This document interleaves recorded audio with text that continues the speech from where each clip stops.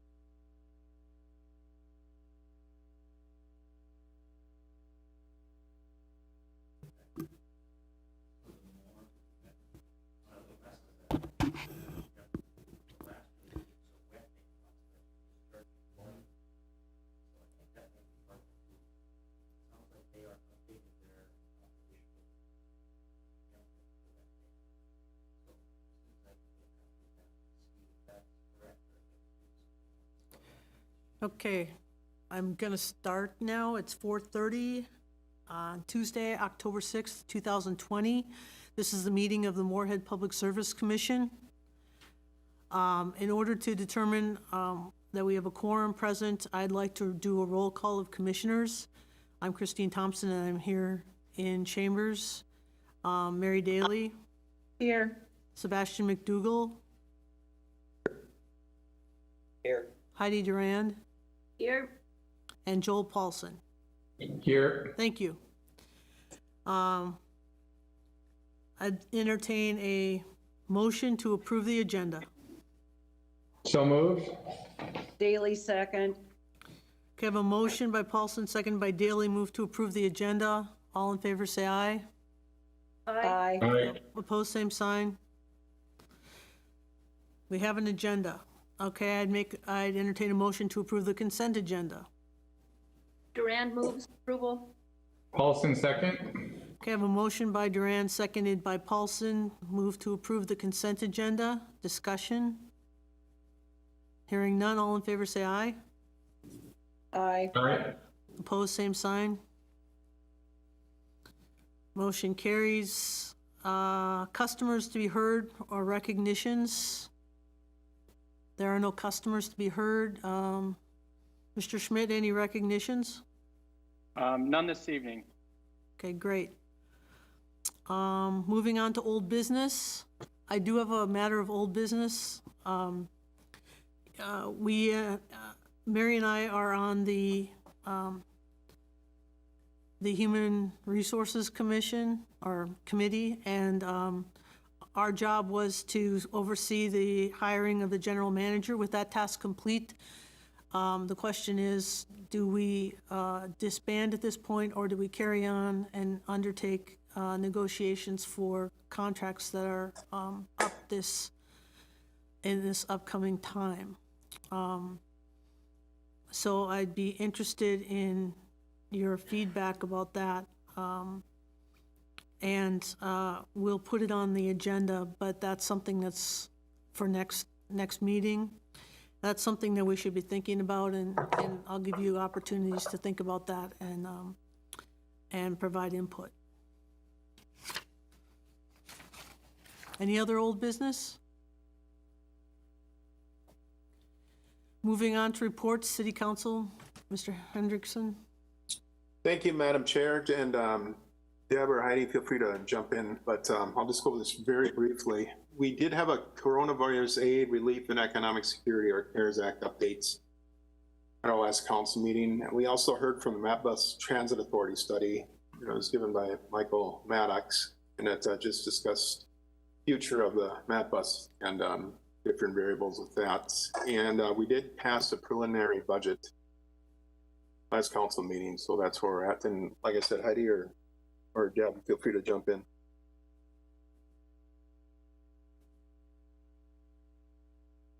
That's all I have. Okay, thank you. Public Service Commission. I understand that the Budget Committee met. Any updates on that? And Mr. Chair, I can provide a brief update, and Sebastian can certainly jump in when I'm done. We did meet with Travis and talked about the preliminary budget. I think from my perspective, it was a great opportunity to catch up on the internal processes that they use to track. And I was extremely pleased to see that they're taking a long-term approach. They have a budget process that looks at a 10-year outlook with anticipated capital expenditures and escalations in staffing and operational activities as well.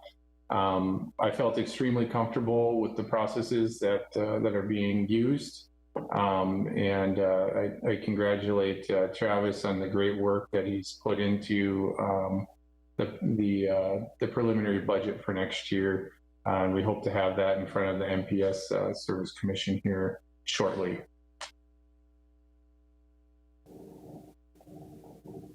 Yeah, I would agree. There's lots of things that we saw in there that are exciting to see. I know Travis and I are kind of having a couple of discussions and a couple other things, but otherwise things I think looked fine and dandy to me, if you will. Thank you for the updates. Any other Public Service Commission updates? Madam Chair, if I may, just like to let the commission know that I attended the EDA meeting yesterday, where I think the principal discussion was some redevelopment on 8th Street and 30th Avenue in South Moorhead. Pretty exciting layout and development. The EDA did recommend a TIF proposal for that development. I think incidentally, along with that TIF proposal is tied provisions for affordable housing, which was great to see. And great proposed redevelopment project in a very highly traveled corridor within Moorhead. So any questions on that, I could certainly take those, or other members of the EDA could also, Lisa probably knows a little bit about it as well. So.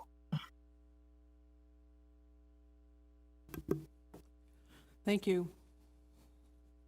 Any questions for Joel at this time about the EDA meeting? Okay, moving on to the manager's report, Mr. Schmidt. Sure. So within the manager's report, we got a couple of items. First one is the annual generation verification test.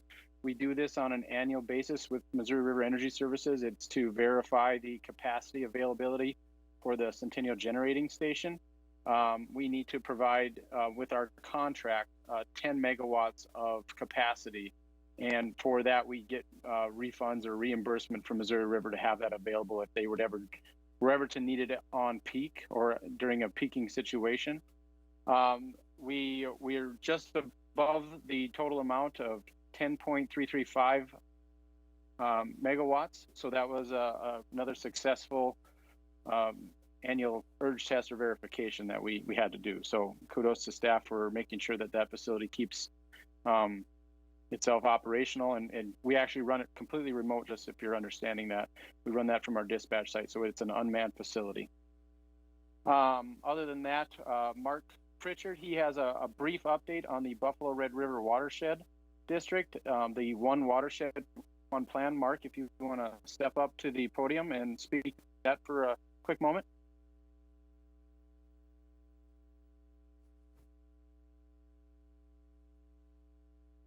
Oh, thank you. Thank you, Travis. Mark Pritchard, Water Plant Supervisor.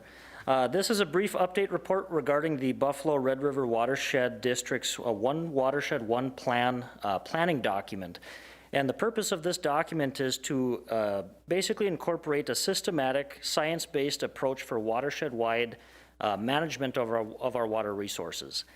This has been something that the state of Minnesota's Board of Water and Soil Resources has had as a goal to implement across the state.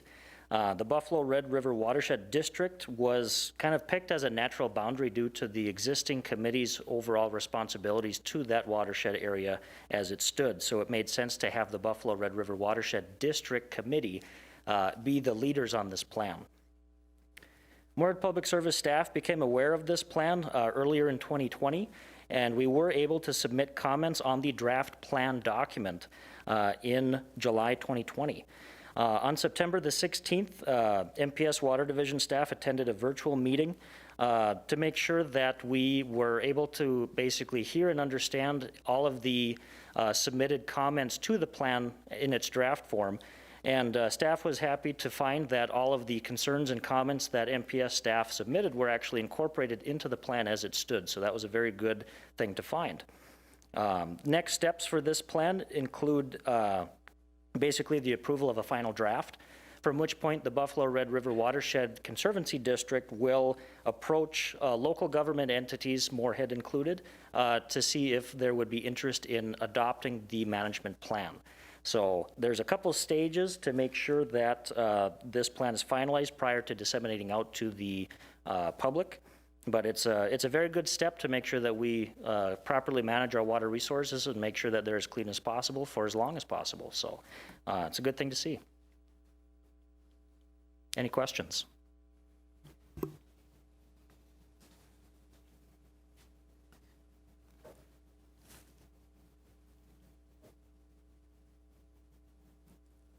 I'm not seeing any questions right now, Mark. All right, sounds good. Thank Thank you you. for the update, Mark. Thank you, Mark. And finally, we'll talk a little bit about collection process due to COVID-19. Again, back in March, we decided to put a halt on doing disconnections. During the COVID event, we are still doing the same process as we have been. I want to bring Mark Moylan up to speak to the process as we've talked about on a monthly basis or so. Mark's got some updated numbers for the month. So for that, I'll let Mark start speaking about our collections process. Okay, thank you, Travis. Mark Moylan, Controller, Moorhead Public Service. At the end of September, pulled some quick numbers together because we, I think, needed to have some discussion and look for some ideas on maybe how to handle collections or just be aware of what's happening with collections and uncollectible account balances out that affect both the City of Moorhead and Moorhead Public Service. For the most part, we still are running about 15 or 16% accounts past due at least 1 month. From that, we go down and we drop down to about 6% that are at least 3 months in arrears or behind. The dollar amount is increasing approximately, or during the month of September, it increased about $120,000, so that our total outstanding past due balances are up to about $1.5 million. This compares to back in February before the COVID emergency started, we were running about $672,000. So as you can see, total past dues have increased almost 1.5 times. As of September 30th, too, we have approximately 1,115 accounts, or about 5.4%, that have balances that are at least 3 months or more past due, with an average total balance on those accounts of about $1,130 per account. Within that group of accounts, there's 485 that actually are 6 months or more past due, and the balances owed on those accounts is there's roughly about $1,520. So we have some significant balances out there.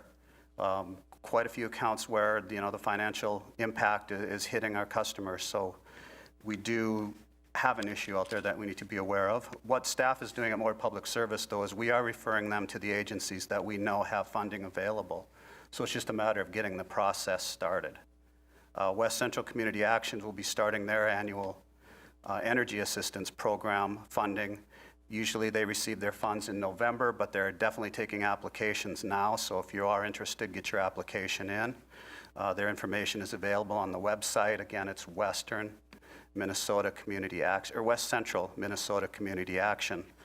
And then the local Lakes and Prairies office is processing funds for a Minnesota heat program that is strictly geared towards COVID. It's they call it their CHAP program for COVID heating assistance program. And we have had quite a bit of impact from that. We've been able to process about 58 payments, or they've processed 58 payments for customers over the last 6 weeks. So we've received about $48,000 that has been able to be used towards the total utility bill. So again, if anybody has been impacted by COVID, I encourage them to get an application or contact either the local Lakes and Prairies office or the 211unitedway.org website and get the process started. They'll do some pre-screening questionnaires and just determine if the next step is necessary. So again, as indicated, they've done a great job. They've been able to process at least 58 payments over the last 6 weeks to help some of our customers. Now, another thing that Travis and I discovered a couple weeks ago, we initiated or requested that the Minnesota Municipal Utilities Association poll members just to see what they're currently doing in terms of disconnections, what their plans might be for the future, And we discovered that of the 34 respondents, 15 are currently disconnecting services out in Minnesota. And after doing a little further research, discovered that it's not mandatory that you don't do the disconnections, but it was actually a voluntary cessation. And so the 15 that are doing it are relatively small, so they might not have the impact that is occurring in Moorhead with the large economy. So they are doing some disconnections. We also got feedback on what are their future plans.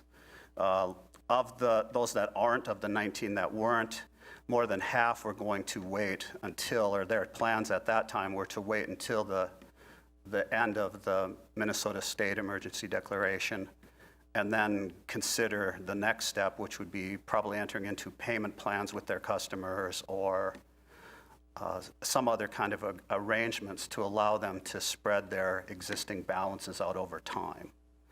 So just wanted to throw that out, and we're looking for ideas, and in addition to what we're currently doing by getting them to the assistance agencies, what ideas are we looking for? What direction would you like to give us as a whole that would positively impact MPS and the city of Moorhead?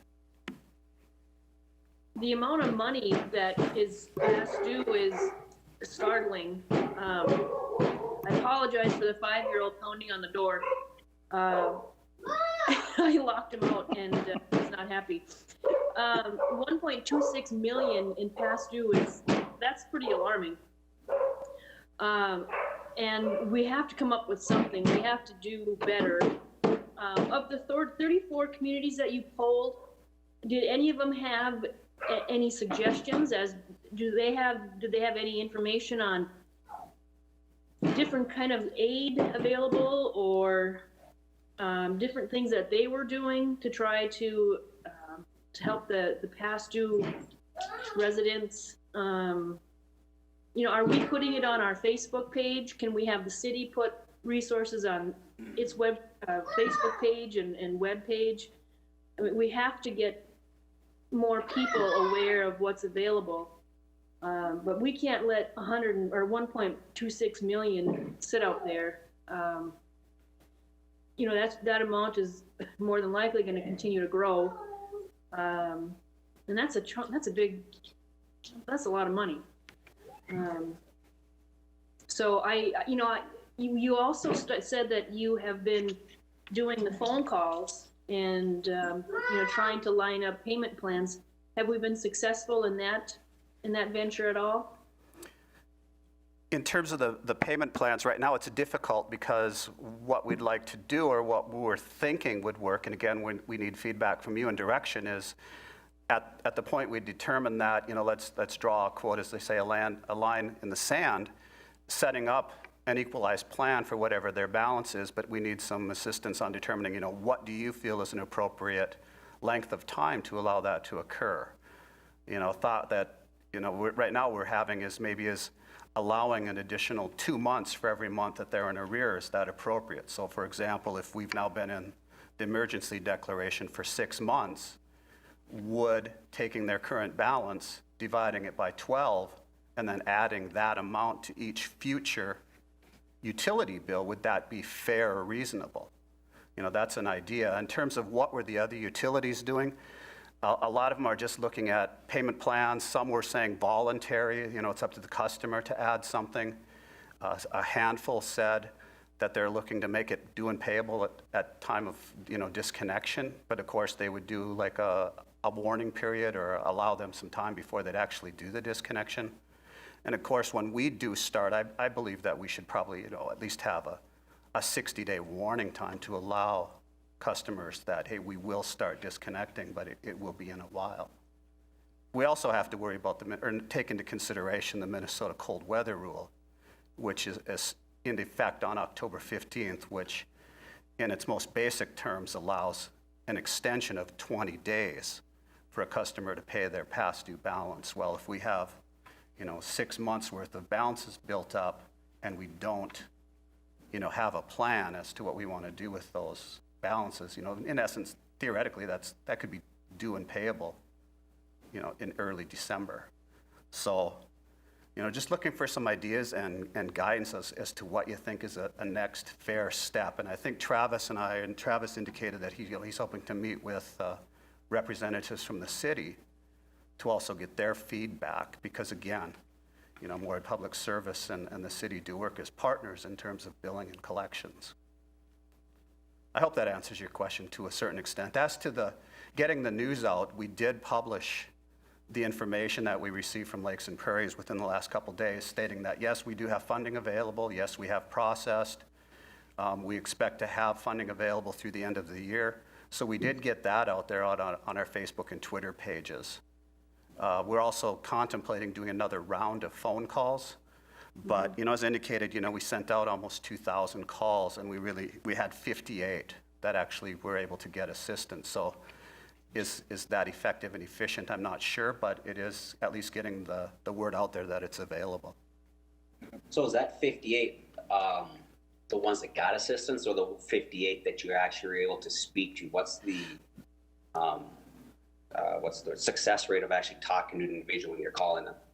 At this point, we have not spoken to anybody individually unless they call us, because we're not sure what's the direction. If we start entering into payment plans at this time, they're more or less empty. There's nothing that we can do if they don't do what they say they might want to do. So, we'd like to have something that's a little more firm, concrete, something behind it, and somewhat enforceable, so to speak. So the 58 that received assistance, actually, they were affected by COVID. They were vetted through the process that the state of Minnesota has in place, and then we received the funds through Lakes and Prairies. So that's pretty decent. I mean, for 58 accounts, we received almost $47,000. So we had payments ranging from $600 to, we had one, I think, in excess of $1,400. So I was able to pay their entire outstanding balance of both city and MPS charges at once. So I guess we really don't understand what the barrier is between people not paying and or not looking to receive any assistance. That's essentially what we're looking at, because that's what the barriers seem to be. I would say that that's true. We're not even seeing partial payments as I go through this list of the 1,100 accounts just to look at them at random to make sure that what I'm pulling is accurate. I don't see even partial payments since March, when the disconnection cessation came in, when we were directed to quit disconnecting. So I'm not sure why we're not even getting partial payments, which obviously would help, in terms of keeping the balances down. But at this point, on 1,100, 5.6% or 5.4% of all of our accounts, we haven't received payments really at all for 6 months.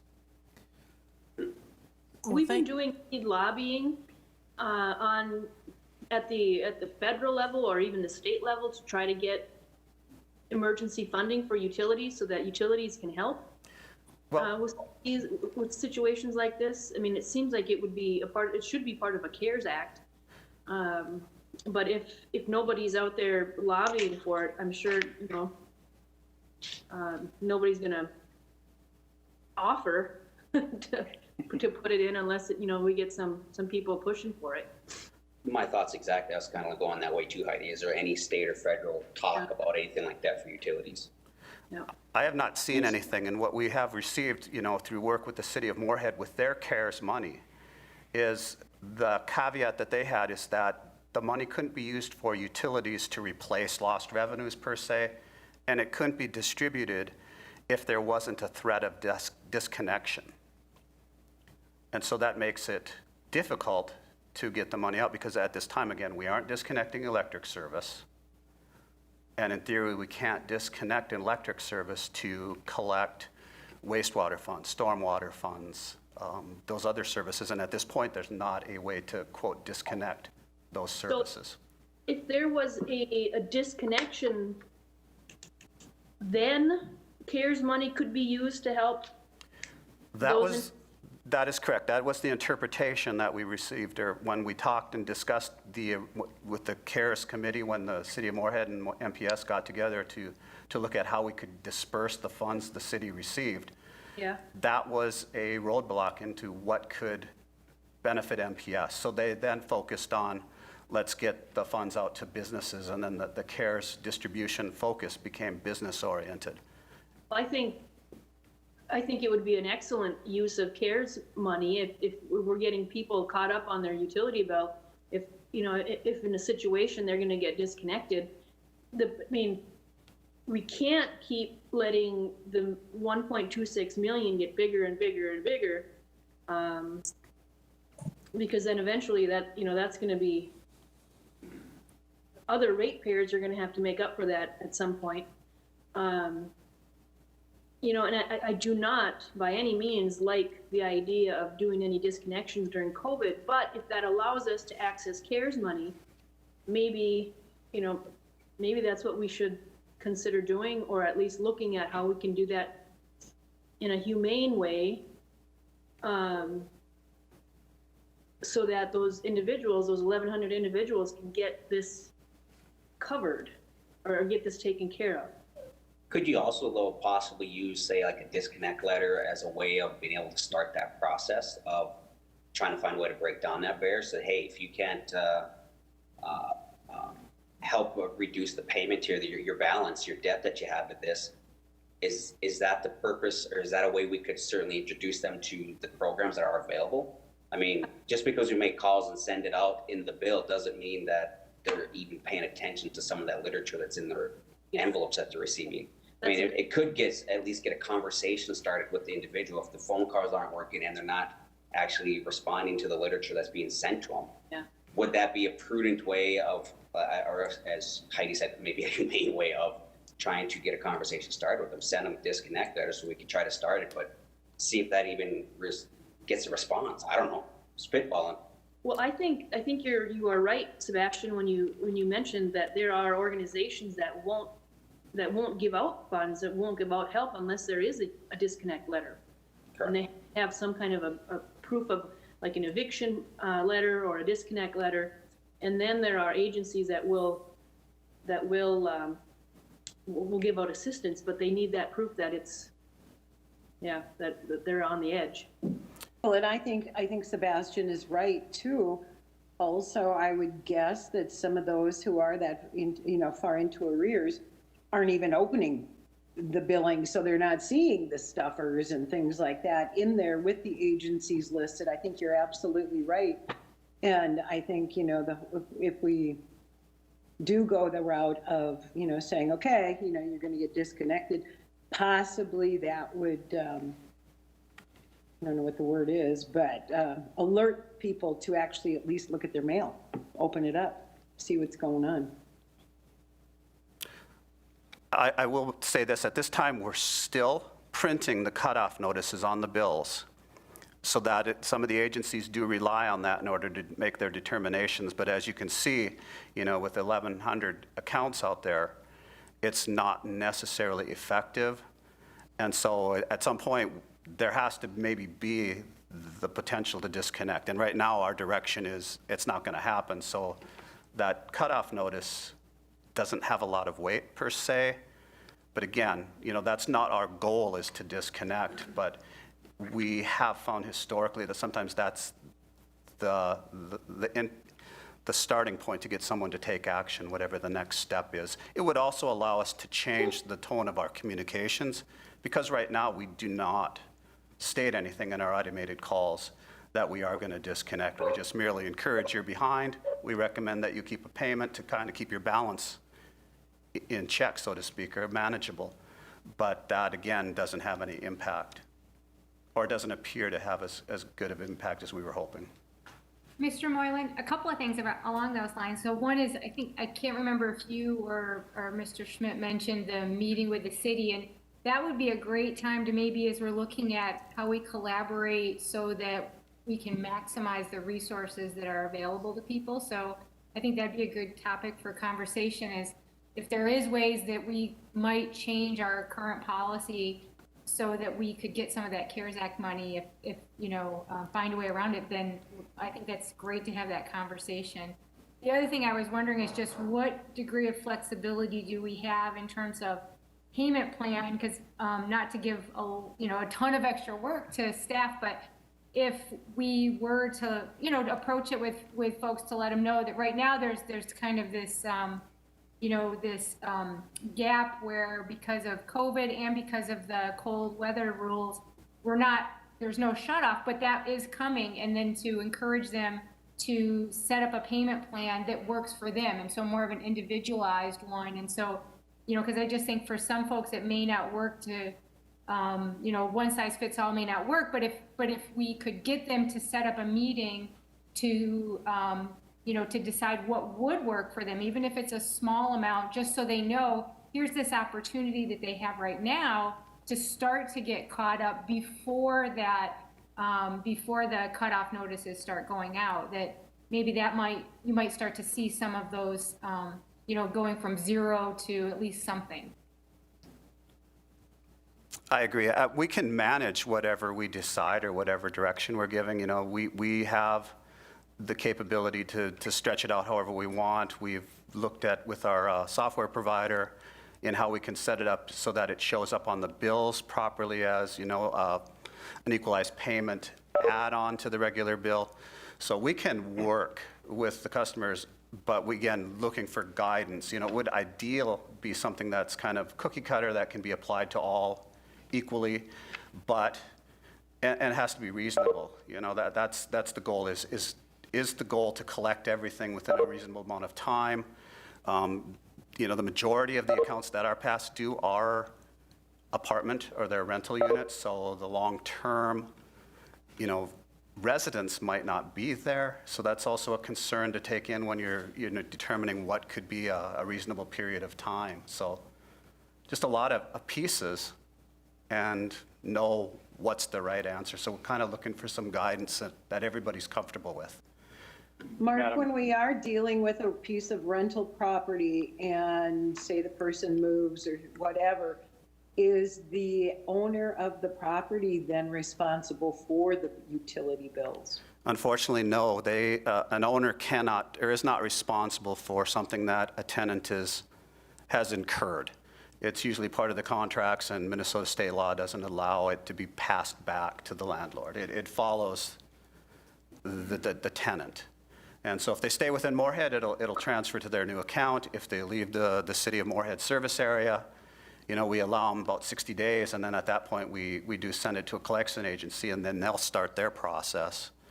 And fortunately, over the last 6 months, you know, our write-offs that we've actually sent for collection as people have left have not been out of line. We're running about $25,000 to $30,000 total, split up between MPS and the city. So it hasn't been bad, which to me is a good sign. But conversely, you know, if you look at the table, you know, we have $6 million worth of total receivables at the end of September, and, you know, 26% of them are past due. And back in February, you know, it was only 14%. So the percentage has doubled over the 6 months, and, you know, as everybody can kind of see, it's been increasing every month the further out that this goes. Mark, could I ask you, out of that 1.2 million number, how much of that is city fees versus MPS utility fees? Okay. In the manager's report on pages 2 and 3, there's a couple of tables. So I'm not sure if you have those there, but we do break down between total balance, what is city-related charges, which would be your sanitation, your wastewater, stormwater, and then what is MPS-related, which is your electric and water service. And so, you know, at the end of September, city receivables totaled $2.2 million. Past due balances were $961,000, or roughly 42% of their total outstanding balance. MPS receivables were $3.7 million, almost 3.8, of which $612,000 was past due. So, well, thank you for that. Yeah, and I did find the tables here. Well, I would suggest, as previously recommended or suggested, that MPS have a discussion with the Moorhead City Council, trying to find options. Because the way it looks here, the city is has a higher past due on their fees than MPS does. And the way that we go about collecting this should be in line with policy recommendations and suggestions along with the Moorhead City Council. So I don't know if we could provide just straight guidance tonight other than maybe suggest to our city council representatives here online that we have a joint discussion to try to figure out the best path forward to provide residents the most flexibility, but still assure that in the end, we have some ability to collect and try to limit the amount of past due accounts as they continue to keep rising. Zaya would agree with Mark. It's pretty concerning how high that number's gotten to date, and it continues in a trajectory that is increasing and not decreasing. And so I think we need to get some solutions figured out at a policy perspective level in conjunction with the Moorhead City Council. There is a meeting scheduled next week between MPS and City Council, and I should say, and the city. Okay, I was just going to ask Travis if he had heard, because he had mentioned to me today that, he's trying to get something set up and schedules weren't quite in alignment. So, the plan is to meet with them within the next week or two to present, where we're currently at. So. Yeah, Chair Thompson, this is Travis here. Yes, we do have a meeting scheduled with Acting City Manager Molly, Mayor Judd, Chair Thompson, and myself. So that'll occur next week. Hopefully we'll have some better information. I'm appreciating the great conversation we're having tonight on this. This is a very concerning issue for everybody, and we want to make sure we handle it properly, both for the city of Moorhead and MPS. A couple things we could think about. One, could we maybe add this or have another bigger discussion with the budget committee, since it's really dealing with finances, and how we maybe take that approach to the payment plan process and some of those outstanding items that need a little bit of work. Now, we are working with legal on that and trying to come up with a payment plan agreement so that everybody understands that. But again, I think the conversations with Acting Manager Molly and Mayor Judd and Christine and myself will be a good start, and then we can move from there on what we do going forward. But overall, I think what we need to do, like Mark said, if we're going to draw a line in the sand and we're going to start disconnections, I think that's really when we have to start that communication and have that plan prepared for, whether it's in 2 months or at the end of April of 2021. We just need to figure out when that's going to happen, and then we go from there. Can we talk about real quickly about, if we do start doing disconnects, are we going to give people 30 days or 60 days? And then are you going to charge a reconnect fee? Good question, Commissioner Heidi or Commissioner Durand. I think when we were talking about this back in June and July, it was probably a minimum of 60 days is what we were looking at doing. So it'll be that we'll be communicating with everybody so that they're aware of the concern. Okay. Well, I think that's fair. And it should give people enough time to that's 2 months. It should give people time to call in, come up with a payment plan, or talk about what options are in the community. But then, are we going to do any kind of reconnect fee? I think that's a good discussion. We'll have to figure that out. Okay. I don't think that's. I know there's no late fees at this point in time either. Okay. Good. I think the biggest thing right now is the reconnect fee. I think Mark, can you answer that question? I'm not sure even what the reconnect fee is right now. It was dropped considerably last year as part of our rate hearings. So there is actually no reconnection fee on a first-time disconnect, and you'd only be charged, I believe it's $35 on a second, if it's a second disconnection. So again, we're not talking large dollars if that needs to be modified, or if an action needs to be taken to waive that, or just say, in light of what's going on, our goal is to collect the receivable balance. Granted, we will incur some expense doing the manual disconnections that we currently have to do, but what is the humane thing to say is, to do, as Heidi would say. Yeah. Yeah. Lisa, hi, Commissioner Durant. Lisa Bodie is on, and she would be a good piece of information right now in CARES Act if you want some answers on that. Yeah, and I think I need to, or I'd have, we'll need to do a little bit more research because the guidance has changed. There's been new information put out by the U.S. Treasury since I last looked into this issue. There were two things were concerning. One was discussed here, and that was there had to be a disconnection or a threat of not having service if there was going to be, if it would be eligible for CARES. It couldn't just be, a late issue. And same with assistance on mortgages. You had to be in danger of foreclosure. And so that was one issue. And then there is another issue, and I think it might be something we need to really check into to make sure we're on good footing. And one was that that the CARES money couldn't be used to reimburse yourselves for city-owned utilities. And I know we received some community development block grant funds out of the coronavirus relief fund.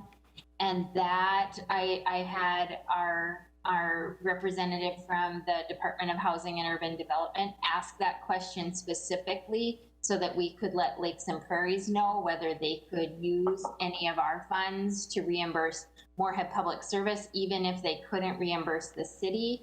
And the answer was that we could not use that fund. So I'm not going to say that it's ineligible, but I definitely think that before that could be looked at as a solution, we would need to review the most current guidance from the U.S. Treasury. Thank you, Lisa. Madam Chair, if I could ask Lisa a question. Sure. Lisa, how much money are we talking about still available in the current CARES funding that would be eligible to potentially access for this? And additionally, if you could provide maybe some information on the currently debated CARES bill that Congress is dealing with. I did unfortunately see that there was maybe some delay in that today. But I think we would anticipate, I think we're all anticipating that an additional coronavirus act would also be coming eventually. Well, I've seen speculative reports that might include some revenue replacement funding, but again, until we would see actual guidance, I don't think we would want to count on it. And as far as the cities, the money that has come to the city, there is a spending plan in place, and projects are underway. So I believe it's generally allocated. We got almost $2 million out the door in business support, and the rest was used for municipal needs, including some like telework expenses of MPS. So, yeah, but that doesn't mean that, that some of those projects could come in under budget, and there might be some funds that would be freed up. But the important thing about that funding is that unless the deadline is extended, we only have until November 15th to spend that money. Otherwise, it reverts to the county. And so we don't want to, as I said at a council meeting, we don't want $1 to go back to the state or back to the feds. We want it all invested in our community. So we have been pretty aggressively pursuing the projects that we've been working on since early August.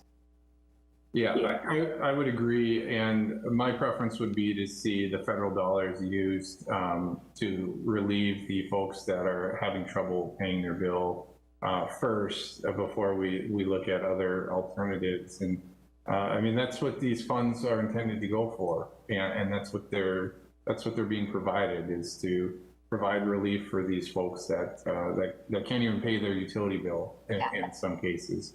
But And there so, were specific prohibitions against, you know, what you were talking about there. So that's why we, you know, that's why we haven't been pursuing that. understood, but if we did change our policy to implement, you know, shut-offs, then I understand we may be able to access those funds to offset the delinquent accounts. Is that right? It's at least 50% right, and it may be right, but there were also discussions in the frequently asked questions that is the guidance for the audits on the funds that spoke to city-owned utilities. I can't give you a straight answer on that because I haven't looked at it since June or July. And I know there were at least 3 iterations that came out after that. Got it. So is that something you would be able to take a look at prior to the MPS City of Moorhead meeting next week and provide some support? That's great. Thank you. Thanks, Lisa. Any other questions for Mr. Moylan? I have one. You said these are accounts. Are there any of these business accounts? There are a handful of commercial accounts within there, very small percentage, fewer than 50. Okay, thank you. And they are maybe small sole proprietors, but they're in a commercial Sure, property zone. sure. The majority are residential, apartment or homes. Great, thank you. Mr. Schmidt, after the meeting with the city, what's your action plan? Again, prior to the meeting, hopefully Lisa and I can have a conversation. We can make sure we have that information available for our meeting next week. And then I think after that, we'll have a conversation and put together a plan on again, further discussions, whether it's with the budget committee or with another group to put together a plan so that we're ready to go. I think we really just need to have the, you know, a collaborative effort between the city of Moorhead and FPS before we really come up with the plan. We need to both be on the shoulder to shoulder for this first. Thank you for that summary. Any more comment before we move along? Madam Chair, this is Chuck. Yes, Chuck. Great discussion. I think it's been a really good discussion. I just ask that everybody involved just keep an eye on the COVID numbers and the diagnoses because they have been going up in North Dakota and Minnesota. So, you know, that'll affect a lot of people. So I just ask that we all keep an eye on the COVID cases diagnosed. That's all I have. It's a good reminder. Thank you. Okay. What else is on? I think that was it for the general manager's report. It is. Okay. Item D, accept report number 1 on proposal for the 2021 budget. Who's speaking to that?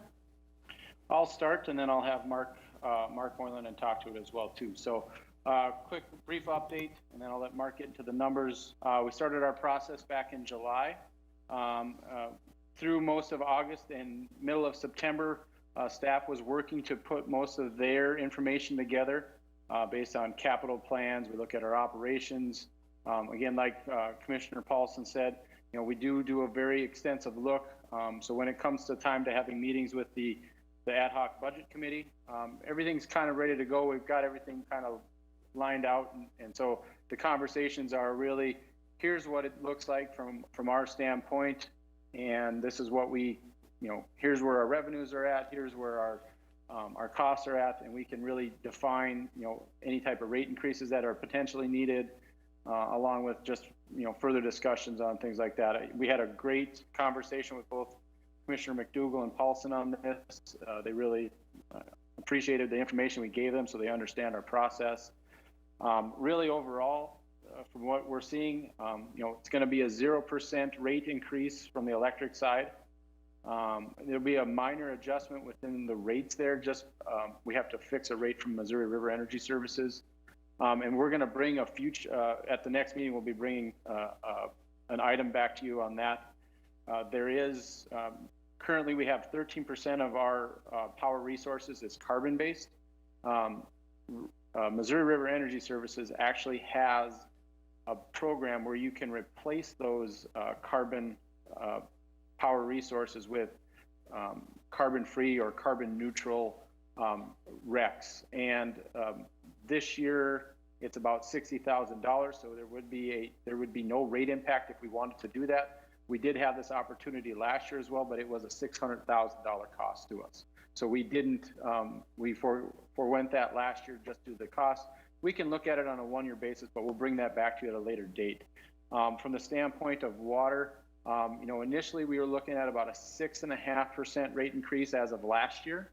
Right now we are at about 3.5. We've actually had conversations with the City of Moorhead Budget Committee as well. We did that in mid to late September. So we've talked to them about this. I think they're pleased as well to see that our rates aren't going to be at 6.5%. So from there, I'll let Mark continue to speak on this. Well, thank you, Travis, members of the board. I think he pretty much covered all of my points I was going to make as I went down his list. I'm going, okay, no increase for electric, and 3.5% on the water. And again, last year when we were doing this at this time, we were thinking it would be about 6. We were able to come up with a lower rate after looking at the long-term plans. And again, great thank yous to the various division managers. We had some great conversations with them. And also structuring of future bond payments to kind of levelize payments for the next 20 years. We were able to backload payments on a recent bond purchase so that they would increase after a 2012 bonding expires. So just by changing the format of our payments, we realized we didn't have to have 6% for the next couple of years. We're looking at, you know, if our projections come true, we think we can hold it steady at about 3.5 for the next few years. And again, we'll review this again next year, go through our capital projects and see where we're standing. But I was actually pretty positive, felt really good about that when we determined that that was going to happen. Other than that, you know, as Travis indicated, we had some good meetings. We'll be putting together a budget binder that will be presented to the commissioners at the next meeting, just prior to our rate hearing. We may have one more discussion with the ad hoc budget committee just to firm up and make sure that they're comfortable with where we're going. And at that point, we'll be able to have a good presentation. The net impact that we foresee with the rate increase on the water side is roughly, to an average customer, residential customer, it'll be about $1.40 per month, or basically a 1.5% net increase. So that's what I have. I welcome questions. Thank you, Mark. Any questions for Mark about the proposed 2021 budget? Yeah, this is Heidi. Can you talk about the transfer numbers and what the charter states about 20% and where we're at in relation to the 20% rule? That we could maybe use some clarification on that. Okay, 1 second. I need to find that section. We do have, on the electric division, we have 3 separate transfers. One is the capital improvement transfer, which is based on roughly 5% of revenues. We have a $50,000 annual economic development fund transfer, which is set by the maximum allowed by city charter. And then we have a general fund transfer. And the general fund transfer is, as Heidi mentioned, up to a cap of 20% of residential sales. Because of agreement that we entered into, we've actually entered into a series of 2 4- or 5-year agreements. We have set caps on that based on either either a maximum of a fixed amount or a floor, I should say a ceiling, or based on the percentage of kilowatt sales. Unfortunately, the kilowatt sales have not grown to the extent that was projected or expected when the first agreements were in place. So at this point, every year, the transfer is increasing incrementally by about $125,000. So the general fund transfer for 2021 is projected to be $7.1 million. And in 2020, it was set at 6.975. So again, that's the $125,000 increase. The 2021 budget is expected to increase overall total transfers about $103,000 or 1%. So the total transfers for the three different funds will be $9.185 million. I think the overall percentage is very close to 22% if you take the 5% for the capital improvement fund and the general fund in total. Am I wrong, though, that the electric fund is the general transfer is set at 20 and then the other ones aren't supposed to count in that 20%? No, that is correct. It's a total 20 plus 5. Okay, so if you remove the 5% for the EDA, or excuse me, the capital, The 50,000 EDA. and then, so we're not at 22%, It's just a hair under that total. but we're still over 20%? Correct. It's less, as Travis indicated, it's 5% for the capital improvement plus about 16 point, and I don't have the number exactly in front of me. It's probably in the report, but it's just over 16%. So the two together come to about 22%. Right, but what I'm asking is those two percentages aren't supposed to be added into the general transfer. The general fund transfer. I think that is its own, I mean, that was set in the charter at 20%. That is correct.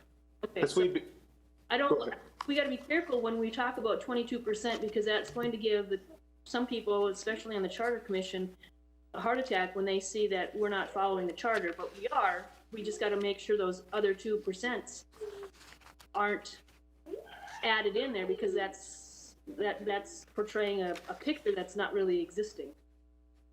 That is correct. And we do separate the two and refer to each individually. In this write-up, they are separated, and Yeah. it does say that, the one is under 20%. Okay. And the other is at 5, and it ends up being a little bit under 5 because there are a couple of minor exemptions. Okay. And don't get me wrong, I think, getting close to 20 is we have to, like you said, be vigilant and take a look from the city side what we can do to, we have to be good stewards of that transfer and make sure we're not, setting ourselves up to go over that 20%. And I know we have some years left in the transfer agreement, but it's never too early to start thinking about how, ways we can reduce that transfer or how we can maybe renegotiate some things. And maybe 125 as a ceiling isn't realistic anymore because, we're not seeing the growth in the kilowatt hours. So, yeah, I'm going to put that out there that we might have to, be thinking about when renegotiating comes, what we can do to keep that transfer a bit more manageable.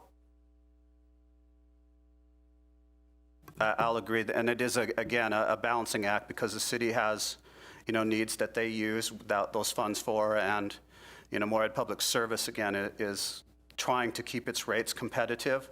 That's one area that our bond rating has shown as an area of possible concern is our competitiveness within the region. And so again, getting that right transfer amount, what's fair and equitable to both sides, and looking out for the ratepayers, is key. But again, it's definitely worth looking at. And I see that the current agreement expires at the end of 2023. So, as you say, it's time to start thinking about it and what will be the next step. Madam Chair, if I could just mention something. I think this would be a good opportunity too in those conversations with the city, just to talk about ways that, again, we could collaborate on making sure that we are using our resources in the most efficient way. And, we have a couple of years, as Commissioner Duran mentioned, so we renegotiate an agreement on the transfer. But in the meantime, I think, given the current economic crisis and the pandemic, we know that people are struggling, and we really appreciate all the work that's been done to keep the rates down. And I think if there's ways that we could work together to find other efficiencies, you know, now would be a great time to have those conversations. So I think we're off to, I really like the discussion that's been happening today. And I think building on that, and if there's ways that we can collaborate further, just to, as I said, make sure that we're using our community's resources in the most efficient way possible, then I think we should take advantage of those opportunities.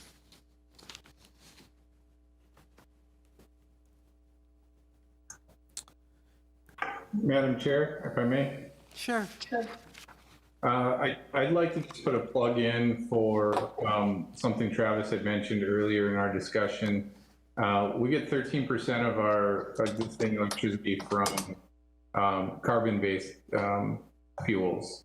And the ability to go to 100% carbon-free energy for the city of Moorhead is monumental in my mind. Something that we can really celebrate. And it really has no rate increase impacts to the budget. It seems that the budget can support additional carbon credit. And so I'm pretty excited about our ability to do that this year. And I'm sure Travis can expand on that more if anybody has any questions. You know, 100% carbon free, that's amazing to me. And it's got to play well into in the city of Moorhead's Green Steps initiative as well. So just wanted to throw that out there that I'm pretty excited about that opportunity.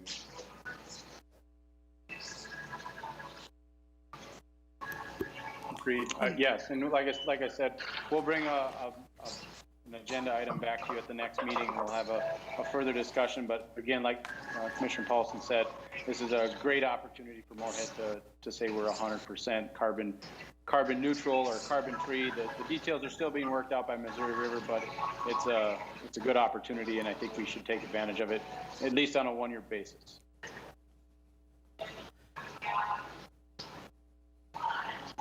Okay.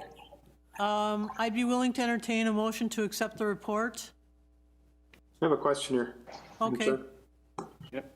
Mark, just to, I might have missed it, but the general transfer is what's the percentage? It's roughly 16 right now, a little over 16.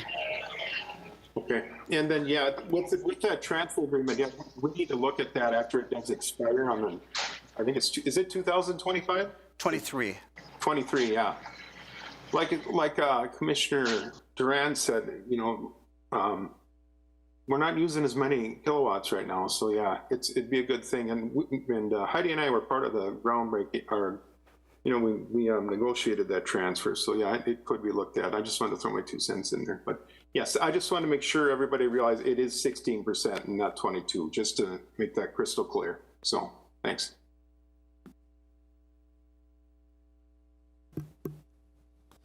Thank you. Any other questions for Mr. Moylanen? Okay, I'm ready Daley to. would move to approve. Thank you. Second by Paulson. I have a motion by Daley, seconded by Paulson, to accept the report number 1 on the proposed budget. Any more discussion? Hearing none, all in favor say aye. Aye. Opposed, same sign. Thank you very much. Good discussion.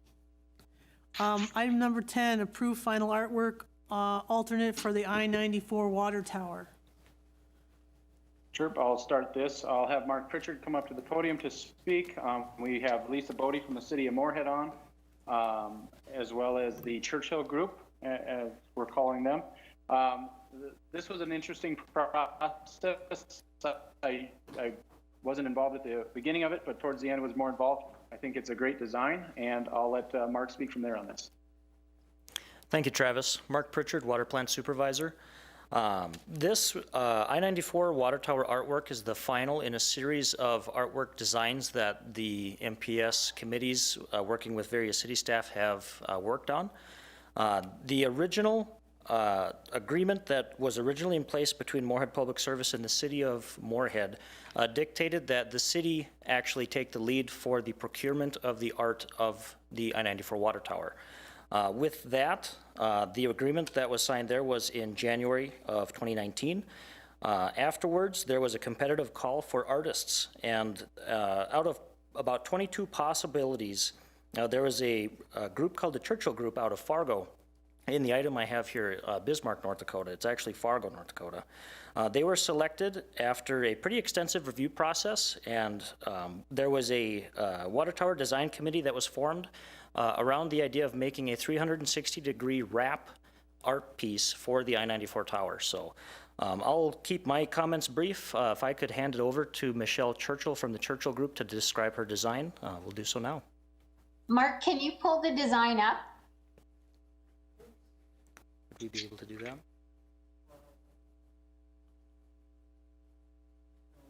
It's the last page of the packet. We don't have the availability to do so at this time. It is, however, in the packet on the very last page.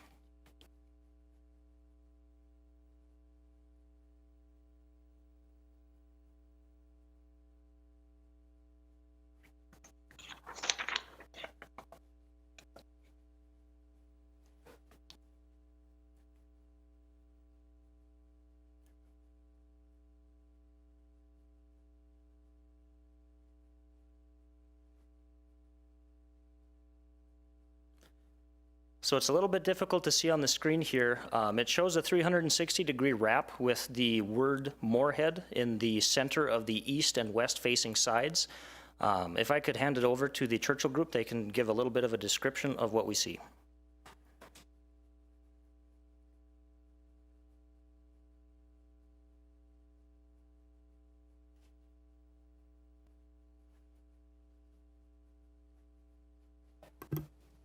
It looks like we lost them. I don't see them signed in.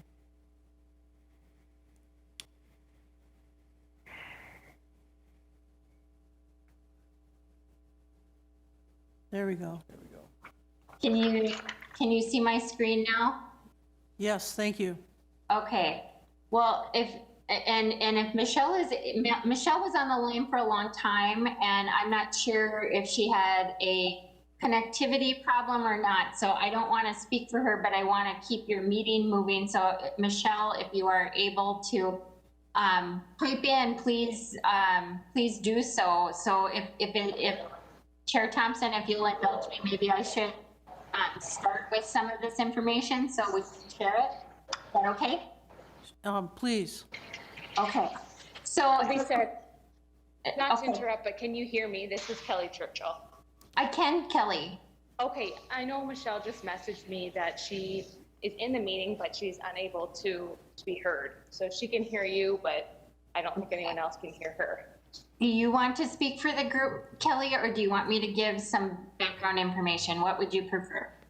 You can give an overview if you'd like. I know she's trying to do something with her phone right now, so hopefully she'll be able to jump in here soon. Okay, that sounds good. Well, I'll just give you a little background too, add to what Mark said, and note that, you know, that yes, all 4 water towers now in the city, three that are already existing and 1 that will be built next year will have art, which is really a cool accomplishment. And I would guess that that someone will be doing this same work in 20 to 25 years. The I-94 water tower has a little different vantage point because it's so visible to the traveling public. We did want to take a little different approach, and the Churchill Group rose to the top as we developed this. The others have more neighborhood-based features, and we really were working to develop something that had community appeal. Now, this project got moved from 2019 to 2020, and just as we were about to, really get underway with the whole public participation element of this, that's about when the pandemic hit. And so I'll just give a little bit more information that we did do a survey of the public, And we had almost 300 responses to that survey that, we asked questions about what people liked about Moorhead, what people liked about, what they told people about, and lots of just questions trying to gather data. We gave the Churchill group some additional challenges in that not all colors of the rainbow are warranted by the company that is doing the recoding of the water tower. And so you couldn't use Spud's orange, and there were other colors that color limitations as well. So I think they did a really good job in in working with the design challenges. The design is a wrap, as Mark mentioned, and you will see you will see Moorhead, the word Moorhead, from both the east and the west. And then the tree design will be shown on the sides of the tower. And Michelle, can you communicate with us yet?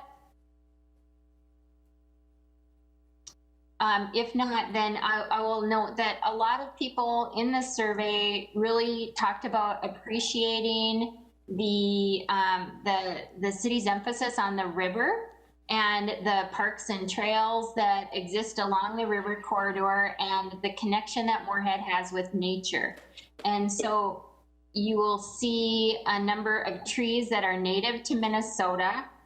And if you look in the middle, you'll see an unusual tree. And I bet most people that have a connection to Moorhead will recognize that tree, as we affectionately call it, the crazy tree, over on 12th Avenue South, near east of Concordia's campus. That's a very a tree that's almost everyone in town almost has climbed over, I think. You'll notice a little bit of prairie grass, the river flowing, and you'll notice an outline of the state of Minnesota, which, at first was almost an afterthought. And then when we recognize how much pride Moorhead residents have about being part of Minnesota, and the fact that we're on the border of our state, on the west coast of Minnesota, it seemed very appropriate to put the state of Minnesota in there. So we think that this design has lasting appeal, and we hope that you like it. And we are really proud of the Churchill Group and the work that they did.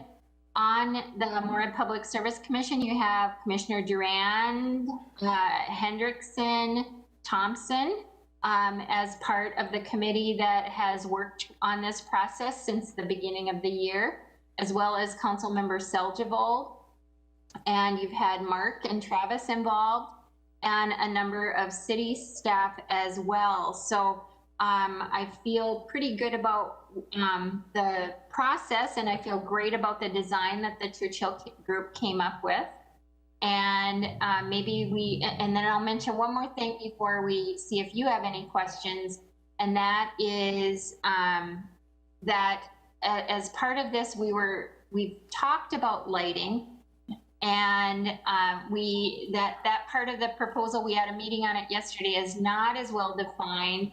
This project, or the design that is proposed, did come in under the budget that we expected. It's more than the Moorhead Public Service share, but less than the city had anticipated the project would cost. So we're still working on that lighting element and not sure where that will go now, but Moorhead Public Service has a November 1 deadline on the design for us. And if we go through this review and the City Council's review, we should be able to make that deadline. So with that, I'll pipe down and see what questions you might have. Thank you, Lisa, and hats off to you for helping the process move along smoothly. Any questions? Madam Chair, if I could start. Okay, please. I really like this, Lisa. I mean, I love the river and the land and the trees, and I particularly love the Minnesota emblem. I guess the only question is, I think I see an ash tree. Has anybody run that past Steve Moore at all? No, I think it's great. You definitely have my support on. Thank you so much.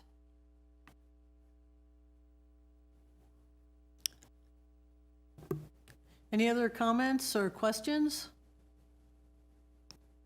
Yes, I have one more comment, Madam Chair. Okay, thank you, Mark. Just to clarify a little bit, in the original artwork agreement between MPS and the City of Moorhead, there was a built-in cost that MPS was contributing that Lisa had mentioned to before. That set dollar amount is what MPS would provide for the artwork cost of this project. As Lisa had mentioned, we did receive back favorable quotes for the price of this art. It's a minimal cost adder, and should this artwork receive the proper approvals at this meeting this evening and then from City Council, we will be able to incorporate that additional cost with an additional task order through our contractor. So I think we'll be in good shape. Thank you for that added information. Appreciate it. Any other discussion, comments? I think it's a great collaborative piece, and I'm proud to be a part of that process. Okay, we need a motion to approve the final artwork. I'll make a motion. I'll second. Okay, I have a motion by McDougall, seconded by Paulson to approve the final artwork for the I-94 water tower. Further discussion? Hearing none, all in favor say aye. Aye. Aye. Opposed, same sign. Congratulations, we have a artwork for a water tower. Thank you very much. We'll bring this to the City Council next Monday night and make sure that they're also in agreement on it. So thank you very much. Thank you.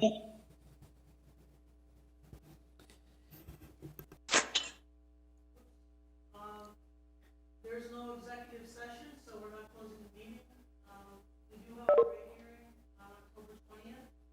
So that's an important Public Service Commission meeting. The next one after that would be November 2nd. Motion to adjourn?